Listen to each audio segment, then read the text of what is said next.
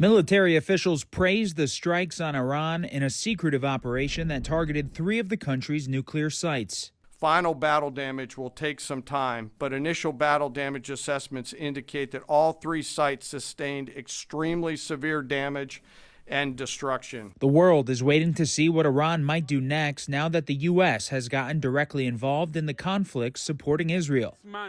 Iran's state media has already come out with frequent warnings, with this broadcast showing a map of U.S. bases in the region and a threat that every American citizen and soldier is now a legitimate target. Iran's foreign minister says the strikes will have long-lasting consequences. What is completely sure is that Iran is entitled under Article 51 of the UN Charter to exercise its right of self-defense.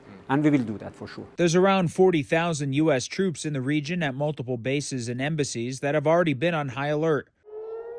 Iran hit Tel Aviv with a missile barrage following the U.S. strikes, causing damage and reportedly wounding dozens. It's unclear whether Iran would try to directly strike American assets in the region or use proxies. Israel has been targeting Iranian military sites for more than a week. The U.S. issued its own warnings to Iran not to escalate the war, both abroad and domestically, through potential lone wolf terror attacks. I think that we're prepared in the event that the Iranians do retaliate, but my message to the Iranians is it would be the stupidest thing in the world if they did. And we know that a lot of people who we don't have full accounting of were let in over the last 4 years under the Biden administration. We know that some of those people were on terrorism watch lists. But there's also economic retaliation. Trying to cut off the Strait of Hormuz could spike oil prices. Iran's options for retaliation are like the tactical equivalent of a suicide bombing. The blowback for them would be tremendous.